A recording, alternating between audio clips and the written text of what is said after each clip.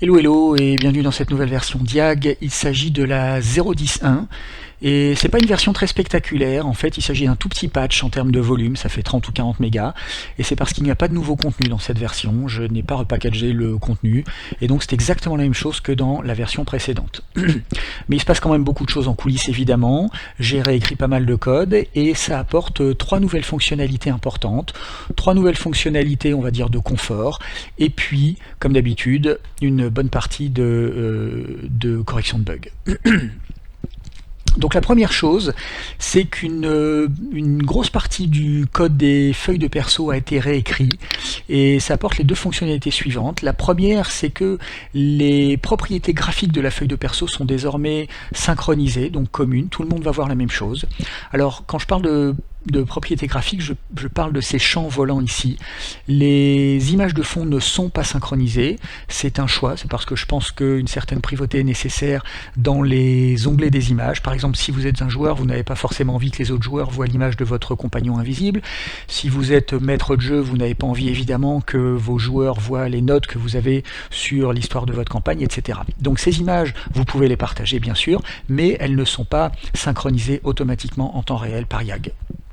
Seuls les champs graphiques, leur disposition, position, configuration le sont. La deuxième chose importante, c'est que toutes ces propriétés graphiques sont désormais entièrement exposées au Lua. Ça signifie qu'on peut les déplacer, les montrer, les masquer, les reconfigurer complètement à partir du code. Et donc essentiellement, tout ce qu'on peut faire à la souris et au clavier depuis cette interface peut désormais être fait depuis le code. Donc vous imaginez que ça enrichit considérablement les possibilités d'automatisation des feuilles de perso. Voilà. La nouvelle fonctionnalité importante suivante est très puissante à mon avis. Alors dans les versions précédentes, vous savez qu'il était possible d'activer une ligne en tant que modificateur global et ça signifiait que les formules de CD étaient ajoutées aux formules DD de toutes les autres lignes. Donc cette nouvelle version apporte un raffinement assez puissant à cette mécanique. Il est désormais possible de choisir les lignes qui vont être affectées par notre modificateur. Donc ça marche avec ce nouveau champ qui est qui agit comme un filtre sur les identifiants des autres lignes. Donc ça signifie que toutes les autres lignes dont les ID vont contenir, dont les identifiants vont contenir l'identifiant cible, le filtre ici de notre modificateur, vont être affectés par ce modificateur. Donc par exemple ici, on a un modificateur de force dont le filtre est un B, donc ça signifie que toutes les lignes dont les identifiants contiennent un B, donc ces deux lignes-là uniquement, vont être affectées par ce modificateur. Donc je vais vous montrer ça en exemple, c'est beaucoup plus simple. Vous voyez qu'ici, je peux faire un test d'intelligence qui ne va pas être modifié puisque l'identifiant ne contient aucun des filtres des modificateurs qui sont activés. Donc j'ai bien ici mon D20 tout seul. Si j'essaye de faire un test de force, je vais bénéficier ici du +2 de force puisque l'identifiant de ma ligne de force contient le filtre du modificateur de force. Et vous voyez ici que j'ai bien un +2. Et puis enfin, si je fais une attaque, si je tente une attaque à l'épée, vous voyez que je vais bénéficier des deux modificateurs puisque j'ai AB dans l'identifiant. Donc je contiens les deux filtres des modificateurs. Et vous voyez qu'effectivement, j'ai bien un D20 +3 qui correspond au +3 de modification de dextérité pour le toucher, et j'ai un D8 +2 qui correspond au +2 de force pour le jet de dégâts, comme demandé.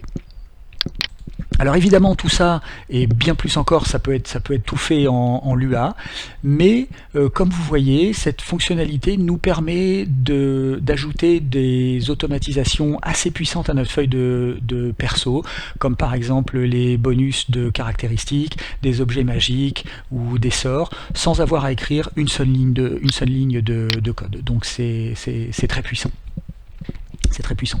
Voilà pour les grosses fonctionnalités. Les trois dernières qui restent sont des petites fonctionnalités de confort, mais qui sont importantes quand même. Alors la première, c'est qu'il est possible de choisir la taille de police des deux instances du journal.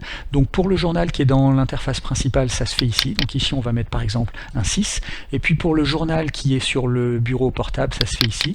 Donc ici, on va grossir la police en mettant un 20 à la place du 10. Et vous voyez que si je fais un nouveau G2D, eh bien sur le journal ici, ça apparaît bien en tout petit. celui-ci, et sur celui-ci, ça apparaît bien en gros. Donc je vais reprendre les valeurs par défaut, en cliquant sur ces boutons-là, et vous voyez que si je refais mon GD, je suis revenu à la taille de police par défaut. Voilà. La petite fonctionnalité suivante est aussi intéressante. Quand on est maître de jeu et qu'on veut surprendre ses joueurs en faisant apparaître ou disparaître les pions, ce qu'il fallait faire dans les versions précédentes, c'était sélectionner le pion, faire apparaître l'interface, aller sur le panneau des pions et cliquer sur la case qui est ici. Donc désormais, il existe un raccourci clavier pour faire ça instantanément. Donc vous sélectionnez votre pion, vous appuyez sur la touche L et vous voyez que vous pouvez surprendre vos joueurs, afficher ou masquer vos pions simplement en appuyant sur une touche. Alors pour info, ça a exactement, strictement la même action, la même action que le fait d'appuyer sur la case ici. Donc vous voyez que ça fait exactement la même chose. Ok. Oui, j'ai oublié de dire, cette touche est évidemment documentée sur le clavier virtuel, donc vous avez le raccourci ici si vous passez votre souris dessus, si vous cliquez dessus, vous avez l'aide qui s'affiche. Voilà. La dernière option est également une option de confort. Vous savez que dans YAG, toutes les interfaces sont animées. Donc vous voyez que le bureau arrive, monte et descend lentement. Pareil pour les plateaux. Si je prends un plateau de pion, vous voyez que le temps qui se charge... Tiens, ça met un petit peu de temps, voilà. Donc vous voyez qu'il monte et il descend en étant animé, pareil pour l'interface. Donc vous avez ici une nouvelle option qui vous permet de bypasser toutes les animations d'interface, ce qui rend les choses instantanées. Donc avec cette option-là, vous voyez que les plateaux arrivent et disparaissent instantanément. Et donc ça peut rendre un petit peu plus nerveux et rapide le fait de regarder le contenu des plateaux. Voilà. Donc si vous avez envie, si vous faites partie de ces personnes qui préfèrent une interface rapide à une interface animée, eh bien vous avez une option ici qui vous permet de faire ce choix-là. Voilà, je pense qu'on est arrivé au bout de la vidéo, j'espère qu'elle vous a plu comme toujours, je vous remercie beaucoup de l'avoir regardé jusqu'au bout, et puis si c'est le cas, on se revoit dans la prochaine avec plaisir, à bientôt, ciao.